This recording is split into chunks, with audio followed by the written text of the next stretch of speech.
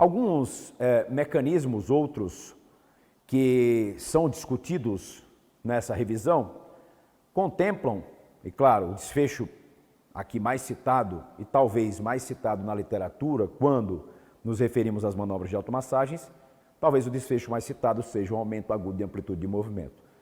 A amplitude aguda, o aumento agudo de amplitude de movimento, é o grande desfecho pretendido quando incluímos as massagens no início da sessão.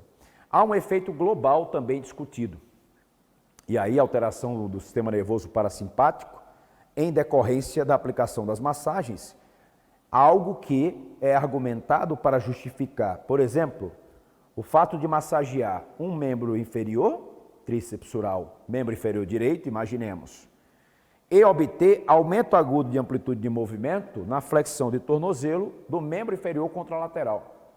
Então, há essa discussão, sim, em torno de mecanismos globais, ou seja, não somente locais, porque a alteração de tixotropia e arquitetura muscular são mecanismos locais. Mas eu teria, em decorrência das massagens, além dessa alteração da tixotropia, além do aumento da temperatura, nós podemos buscar esse aumento da temperatura com o próprio aquecimento, mas também com as manobras de automassagens, eu teria ali um efeito global observado em alguns trabalhos. Ou seja, um resultado, um desfecho do membro contralateral, não massageado. Algo que se torna bem interessante. As manobras de automassagens também melhoram a tolerância ao alongamento e a sensibilidade à dor. Então, entendem por que essa providência precederia os alongamentos na sessão e as próprias mobilidades? Eu entro com uma intervenção, por exemplo, pensando aqui em músculos que compõem o complexo adutor de quadril. O indivíduo apresenta restrição em complexo adutor de quadril. Eu posso massageá-los nessa posição. O ideal seria um caixote aqui rígido, tudo bem? Eu vou simular no banco. Perceba, eu estou pressionando o rolo contra o banco, que poderia ser o caixote, é o melhor cenário, contra músculos que compõem o complexo adutor de quadril. Essa providência abre a sessão. E mais, percebam que essa variação me permite buscar uma região mais médio posterior dos adutores. Ali eu encontro o músculo adutor magno. Ora, professor, complexo adutor de quadril, pectíneo, adutor curto, adutor longo, adutor magno e grácil. A partir do momento que o indivíduo apresenta restrição em comprimento, professor, o meu aluno executa um agachamento, há uma tendência de aproximação dos joelhos, um valgo dinâmico. Por que não, no início da sessão, intervir com as manobras de automassagens, se você hoje utiliza os alongamentos, ato contínuo, eu poderia incluir os alongamentos. Mas entenda que as manobras de automassagens me trarão de benefício o aumento da tolerância ao próprio alongamento. Ou seja, eu vou criar um ambiente que favorecerá a inclusão do próprio alongamento. E, por fim, é algo que me traz uma menor probabilidade de interferir negativamente no desempenho da sessão, quiçá, como dito, aumento do desempenho. Essa variação que eu demonstrei para vocês, utiliza o rolo de espuma num caixote, é uma alternativa que consta no livro do Michael Boyle. Então, se você não leu absolutamente nada sobre manobras de automassagens, começa pelo livro do Michael Boyle. Eu vou anotar aqui no quadro. Então, se você não tem uma referência, pelo menos para uma introdução, um ponto de partida sobre as discussões, principalmente aplicações práticas, eu sugiro o livro do Michael Boyle,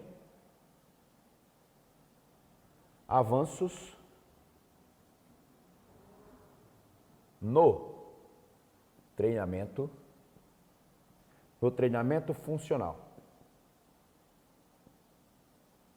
Isso aqui é funcional. Isso significa avanços no treinamento funcional. Michael Boyle. Dá uma lida a partir da página 30. Professores, vocês vão observar esta variação de posicionamento, que contempla o adutor magno, o músculo adutor magno, mas também pode ser utilizada para massagear os demais músculos que compõem o complexo adutor de quadril.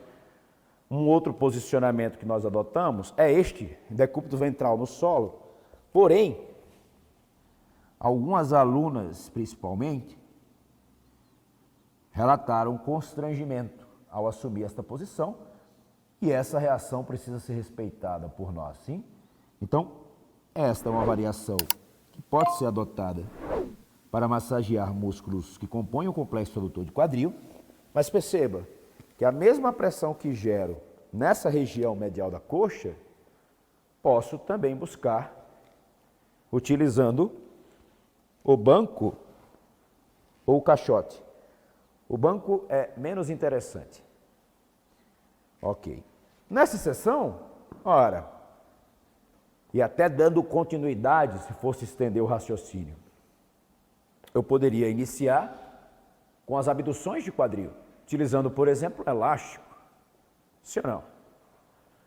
Utilizando, por exemplo, um elástico. Ou a própria cadeira abdutora. Então, perceba como há uma sequência lógica de intervenções. Massageei músculos que compõem o complexo adutor de quadril e opõem resistência, opõem restrição aos abdutores que quero priorizar. Estou aqui, olha, com um elástico realizando a abdução de quadril. Já poderia incluir esse exercício como um preparatório para a minha sessão, na qual priorizarei, por exemplo, membros inferiores ou algo mais específico, treinamento com ênfase em glúteos, por exemplo. Então, eu teria aqui, perceba, uma sequência de providências que inicia com as manobras de automassagens sobre os músculos que quero que oponham menor restrição ou minimizar a restrição por eles oposta. Outro exemplo, eu poderia, se o meu primeiro exercício fosse, ou se estivesse no meu treino prevista a cadeira abdutora, por exemplo, a abdutora,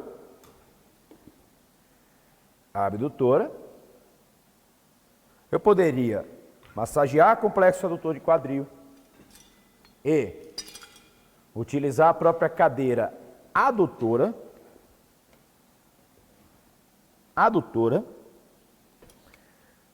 se eu cair precisa... Ok. Poderia utilizar a própria adutora, imagina, se estivesse aqui acompanhado de um treinador, ele pode me auxiliar, eliminando a fase concêntrica, encorajando o praticante a resistir à excêntrica. Eliminando a fase concêntrica, utilizar a cadeira adutora somente para a fase excêntrica. Aqui eu busco um alongamento dinâmico para complexo adutor de quadril, que, vamos juntar as peças, acabei de massagear. Acabei de massagear para minimizar a restrição por eles oposta. Acabei de massagear para aumentar a amplitude de movimento em abdução de quadril. Acabei de massagear para estimular preferencialmente abdutores de quadril. Acabei de massagear para realizar um treino, por exemplo, com ênfase em glúteo máximo, médio, que seja, mas treino este em que vou incluir, por exemplo, um levantamento terra em base sumô, e atenção, aqui somente para ilustrar, um levantamento terra em base sumô, exercício este que encontrará ou no qual encontrarei uma forte resistência oposta por complexo adutor de quadril, pela abdução de quadril, pela flexão acentuada de quadril. São adutores e alguns deles extensores de quadril. A exemplo do magno, mas não somente adutor magno. Outro exemplo, e aqui eu quero chamar a atenção de vocês para a tela, para o slide. Uma dúvida muito recorrente, eu já vou deixar a resposta. Professor, vou começar agora. Depois dessa aula, me convenci de que a ferramenta pode ser útil para as minhas intervenções. Professores, comece pelo básico.